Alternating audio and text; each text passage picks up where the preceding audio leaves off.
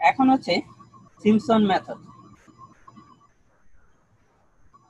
এর আগের দিন তোমাদের একটা কথা বলা হয়েছিল যে যদি কোনো কার্ভ বাউন্ডারি থাকে, যে এরকম এরকম কোনো যদি এই ফিগারটার মধ্যে তোমরা নিশ্চয়ই দেখতেছো, এরকম কোনো কার্ভ বাউন্ডারি থাকলে তাহলে কি সিম্পসন মেথড কি বেশি অ্যাপ্লিকেবল, তাই না?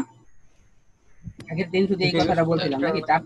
ট্রাপিজয়েডাল মেথডে তুমি যদি সাপোজ এই এ বি সি ডি এর এরিয়া বের করো, ঠিক আছে, তাহলে বলো তো ট্রাপিজয়েডাল মেথডে এ বি সি ডি এর এরিয়া কত হবে? বলো, এ বি সি ডি এর এরিয়া ট্রাপিজয়েডাল মেথড এরিয়া কত হবে বলো তো এ বি সি ডি এর? দেখো, এই অর্ডিনেট একটা অর্ডিনেট কত এডি, আর একটা অর্ডিনেট কত বিসি, তাদের মধ্যবর্তী দূরত্ব কত 2d, তাই না? জি স্যার 2D। হ্যাঁ, তাহলে ট্রাপিজয়েডাল মেথডে তোমার এরিয়া কি হবে এডি, একটা অর্ডিনেট কি এডি, আরেকটা কি বিসি, তাহলে সমান্তরাল বাহুদ্বয়ের যোগফল ডিভাইডেড বাই 2, তাই না? কিন্তু তাদের মধ্যবর্তী দূরত্ব কত 2d নাকি? হ্যাঁ, জি স্যার। এটা না? হ্যাঁ হ্যাঁ এই মেথডে তুমি যে ট্রাপিজয়েডাল মেথডের যে ফর্মুলা ইউজ করলা, এটা কি করছে আসলে? সি আর ডি কে একটা স্ট্রেট লাইন ধরে নিতে, তাই না? স্ট্রাইট লাইন হিসাব করছি। জি স্যার। জি স্যার। এরকম স্ট্রেট লাইন হিসাব করছে। তাহলে দেখো তুমি আসলে এরিয়া ক্যালকুলেশন করছো কতটুকু তাহলে? এই এরিয়া, শুধুমাত্র স্ট্রেট লাইন হিসাবে এই যে ভিতরের এতটুকুর দিকে এরিয়া নিচের দিকে। ক্যালকুলেট করছো নাকি? জি স্যার, উপরেরটা বাদ চলে গেছে। তাহলে এই যে এই পোর্শনটা, যে উপরে যে পোর্শনটা আছে, ঠিক আছে, এটা কি বাদ করে গেল না? জি স্যার। তাহলে এরকম যদি তোমার অনেক 100টা সাপোজ এরিয়া এরকম করে যদি বাদ করে, তাহলে কি ক্যালকুলেশনে কি অবশ্যই কি কারেক্ট হবে না, তাই না? জি স্যার, এরর আসবে। হ্যাঁ, তাহলে আমাদের কাজটা কি হবে, যে এই যে সিম্পসন মেথডে একই রকম কার্ভ বাউন্ডারি থাকলে সিম্পসন মেথড ফলো করা। কারণ সিম্পসন মেথড এই যে তোমার কার্ভ বাউন্ডারিটা যেটা বাদ করছে, এই যে এই বাউন্ডারি, এই যে এরিয়াটা কার্ভ এরিয়াটা, এটাকে কি করবে হিসাবের মধ্যে নিয়ে আসবে। ঠিক আছে, হলো।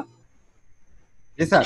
এখন দেখো সিম্পসন মেথডে একটু ডেরিভেশন যদি দেখি, পরবর্তীতে সিম্পসন আর আমরা ট্রাপিজয়েডালের এ বি সি এফ ডি, এটাই তো আমার এরিয়া নাকি? এটার এরিয়া বের করতে হবে নাকি? এ বি সি এফ ডি নাকি, এই এরিয়াটা বের করতে হবে না? জি স্যার। তাহলে এই এরিয়াটা কি হবে বলতো? এভাবে লেখা যায় এই এরিয়াটাকে, দেখো তো, area A area A B C F D curve boundary সহ এরিয়াটা, তাই না? এটার এরিয়া কি হবে? এ বি সি ডি ট্রাপিজিয়ামের এরিয়া নাকি? এবিসিডি ট্রাপিজিয়ামের প্লাস ওই কার্ভ অংশের এরিয়া। প্লাস ডি ডিএফসি বা ডিসিএফ সিএফসি। কার্ভের এরিয়া, তাই না? জি স্যার। এই দুইটার যোগফল নাকি? জি স্যার।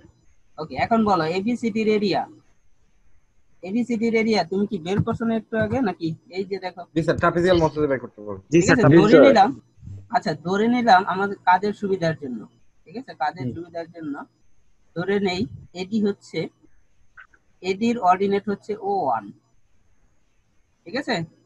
জি স্যার।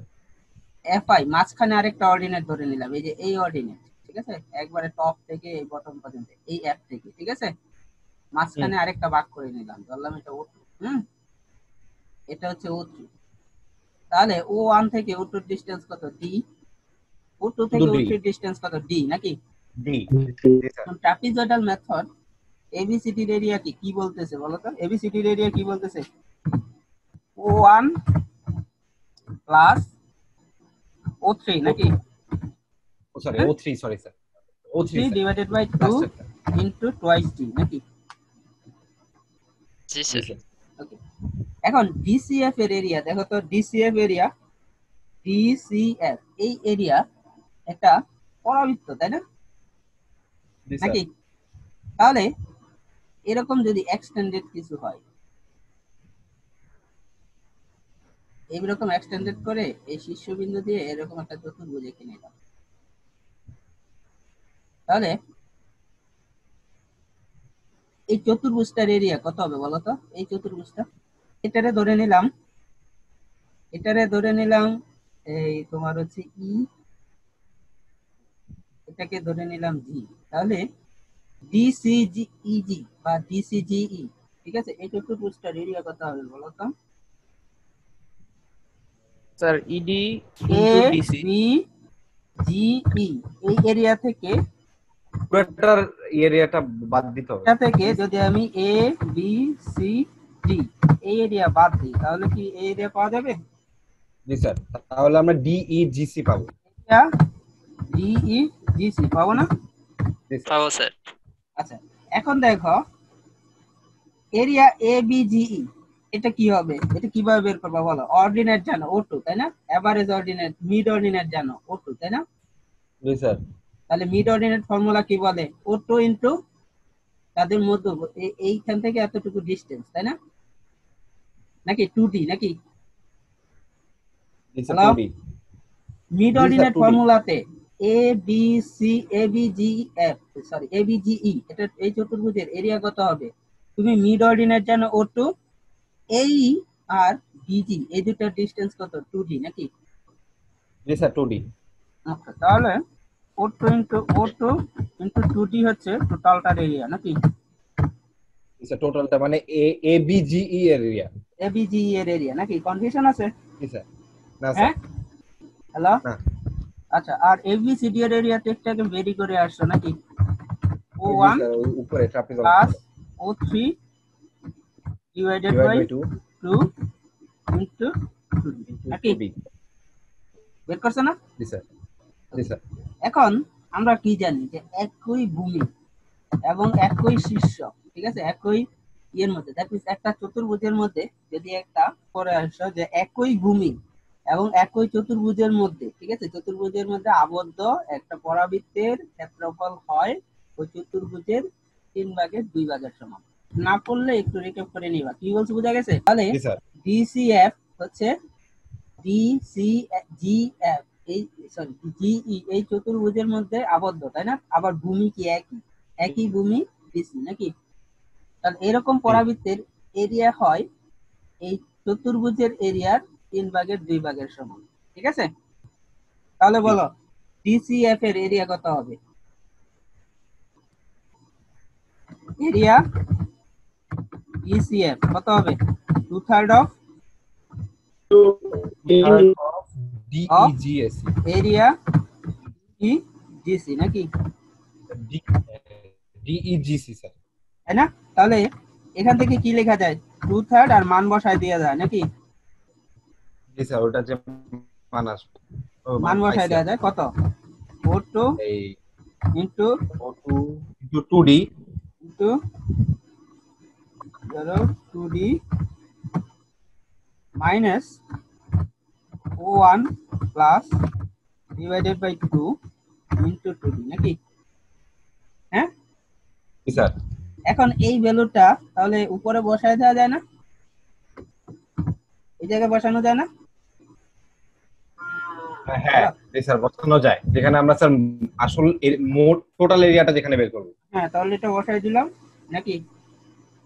জি স্যার। তাহলে এটা বসাই দিলে এখন বলো ক্যালকুলেশন করে সিম্পলিফাই করা যাবে না? হ্যালো, জি স্যার, করা যাবে, এটারে কারণ যদি ওখানে তো আমরা আমরা এটারে কমন যদি নিতে আমরা পারবো এখানে। শোনো, এটা ক্যালকুলেশন করবা, ঠিক আছে? তোমাদের যে কাজটা থাকবে দেখবা এটা ক্যালকুলেশন করার পর এরকম কিছু বের হবে, d/3 O1 plus 4 O2 plus O3 এরকম বের হবে। কি বলছি, বোঝা গেছে? স্যার আমরা এবিজি এরিয়া বের করার সময় O2 ইন্টু 2D ফর্মুলাটা বুঝি নাই। এবি এবিজি এর এবিজিই এরিয়াটা না, দেখো মিড অর্ডিনেটের ফর্মুলাতে তোমার কি ছিল? এটা কি মিড অর্ডিনেট না? এটা কি মাঝখানেরটা মিড অর্ডিনেট না? হ্যালো, মানে জি হাইট স্যার। এটা স্যার। এটা জি তো স্যার, মিড অর্ডিনেট নাকি? Mid ordinate. তাহলে মিড অর্ডিনেট ইনটু জি স্যার। এই ডিসটেন্স দিয়ে তুমি যদি গুণ করো, একটা জি বাহু স্যার। কত? 2D, জি আরেকটা স্যার। বাহু কত? আরেকটা বাহু কত? মাঝখানের বাহু কত? 4, তাহলে কি এটা দিয়ে গুণ করলে তোমার এরিয়া বের হবে না? মিড অর্ডিনেট ফর্মুলা থেকে কি করছিলাম? মিড অর্ডিনেট ইনটু ডিসটেন্স পড়ছিলাম না? Distance between. পড়ছিলাম। আচ্ছা স্যার। হ্যাঁ জি স্যার। হ্যালো। বা জি স্যার। জি তুমি স্যার, যদি বোঝা চিন্তা করো, যাচ্ছে। দেখো এই এফজি এফআই কি এই এবং জিবি এর এভারেজ না? জি স্যার। তাহলে এভারেজ অর্ডিনেট মেথডেও তো তুমি বলতে পারো যে FO2 ইনটু 2D এরিয়া নাকি? জি স্যার। কথা জি কি স্যার বোঝা বুঝছি। গেছে নাকি আবার একটু এক্সপ্লেন করে বোঝাবো? ঠিক আছে, জি স্যার বুঝছি। আচ্ছা বুঝলে। আর আচ্ছা তাহলে বুঝতেছি স্যার। এই জায়গা থেকে কি আসে? D/3 O1 প্লাস 4O2 কি? হ্যালো। জি স্যার। এখন জি এর স্যার। পরে যদি এরকম কিছু থাকতো, আরো কিছু থাকতো, দেখো এতটুকু পর্যন্ত বোঝা গেলে মুছে দেই নাকি? এখন দেখো জি স্যার। এরকম যদি একটা মানে এরিয়া হইতো, এরকম জটিল একটা এরিয়া, অনেকগুলো অর্ডিনেট আছে, প্রথমটা কি O1, পরেরটা O2, পরেরটা O3, পরেরটা O4, O5, O6, O7, তাই না? এখন বলো এই সিম্পসন্স মেথডের জন্য কয়টা অর্ডিনেট লাগে বলো তো? তিনটা লাগে না? তিনটা স্যার, তিনটা অর্ডিনেট লাগে মেইনলি। তিনটা। তাহলে এই এখানে তুমি যদি এই এরিয়ার মধ্যে যদি সিম্পসন ফর্মুলা অ্যাপ্লাই করো এই এরিয়ার মধ্যে, ঠিক আছে, তাহলে বলো সিম্পসনের এরিয়া কত হবে? এরিয়া কত হবে প্রথমটা? O1 প্লাস O3 প্রথমে আসি D/3 নাকি? হ্যাঁ, D/3 ইন্টু কত? O1 প্লাস জি স্যার। 4 4O2 প্লাস স্যার প্রথমটার এরিয়া কত হবে বলো? সিম্পসন মেথডে প্রথমটার এরিয়া কত হবে? এ এই যে এই অর্ডিনেট কত? O1। জি স্যার। এটা কত? O2 নাকি? জি স্যার। O2। এটা O1, এটা কত? O2, এটা O3 নাকি? তাদের মধ্যবর্তী ডিসটেন্স কত? প্রতিটারই কত? D করে, তাই না? জি স্যার। নাকি? জি স্যার। তাহলে এখান থেকে এরিয়া কি হবে? D/3, এই যে একটু আগে ডিরাইভ করে আসছো, তাই না? তো সিম্পসন মেথড এরিয়া কত হবে? D/3 plus 1 plus 4O2 plus O3 নাকি? জি স্যার। এখন বলো এই এরিয়া কত হবে? এই যে এই এরিয়াটা, এটা হবে স্যার এই অর্ডিনেট কত? O3, এটা কত? O3 নাকি? O3 দিয়ে শুরু হবে স্যার। O3 দিয়ে শুরু হবে, তাহলে প্লাস D/3 কি হবে? D/3 সেম D/3 থাকবে। বলো। D/3 প্লাস থাকবে স্যার, তারপর O3 plus 4O4 O3 plus D/3 O4 O3 plus plus 4O4 4 4O4 O4 plus plus O5। O5। তাহলে পরেরটা কত হবে বলো? এরপর একটা স্যার O5 দিয়ে শুরু D/3 হবে। শুরু হবে কি দিয়ে? O5 O5 দিয়ে, তাই না? জি স্যার। D/3 O5 প্লাস কত? 4 4 O6 O6 4 O6 O6 4O7 plus sorry sir 4O6 O7 plus 7 O7। এখন এখান থেকে বলো তো তোমার D/3 কি সবগুলো থেকে কমন যায়? জি স্যার, কমন যায়। তাহলে D/3 এর কমন নিয়ে নেই, ইকুয়াল টু D/3। তাহলে বলো D/3 কে যদি কমন নিই, O1 কয়টা আছে? একটা নাকি? এই সম্পূর্ণ তিনটার মধ্যে O1 কয়টা আছে? একটা। একটা। আর কয়টা একটা আছে দেখো তো? O7 একটা আছে O7 নাকি? একটা আছে স্যার। O7 একটা। এখন বলো দুইটা কয়টা আছে? সব দুইটা। আচ্ছা চারটাই বলো, O3 চারটা কে কে আছে? চারটার কথাই বলো, চারটা কে কে আছে? চারটা আছে O2 O4 O6 O2 O4 O4 O6 O6 6। এখন বলো O3 কয়টা আছে? এবার দুইটা। দুইটা আছে O3 O5। এটাতে একটা, প্রথমটাতে O3 আছে একটা, দ্বিতীয়টাতে O3 দিয়ে শুরু হয়েছে, তাই না? O3 হ্যাঁ। কয়টা? দুইটা নাকি? জি স্যার। O5 কয়টা? হ্যাঁ দুইটাই। দুইটা স্যার। O5 দুইটা। দেখো তাহলে এখান থেকে কি সিদ্ধান্ত নেওয়া যায় বলো তো?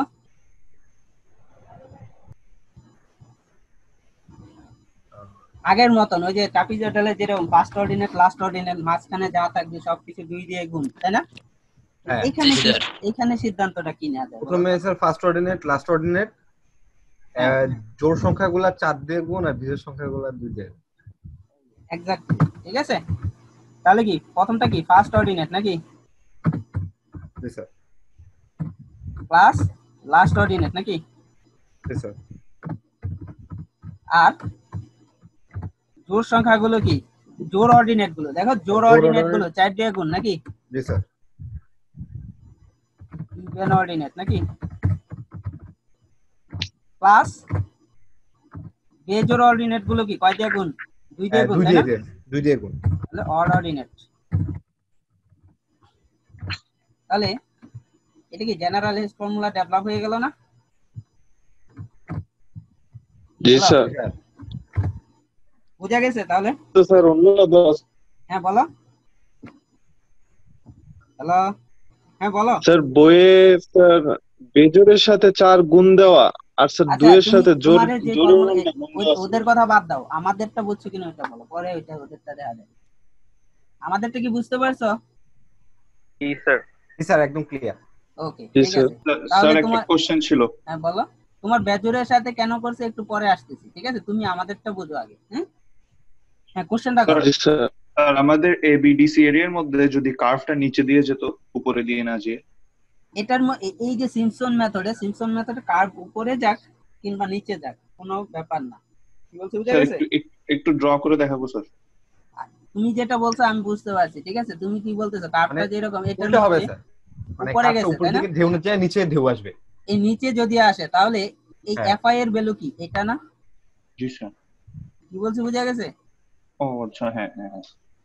এটাতে কোনো সমস্যা নাই। হ্যাঁ জি আচ্ছা, এখন তোমরা বলতেছিলা যে মানে ওরা বেজোড়ের মধ্যে 4 দিয়ে গুণ করছে কেন, তাই না?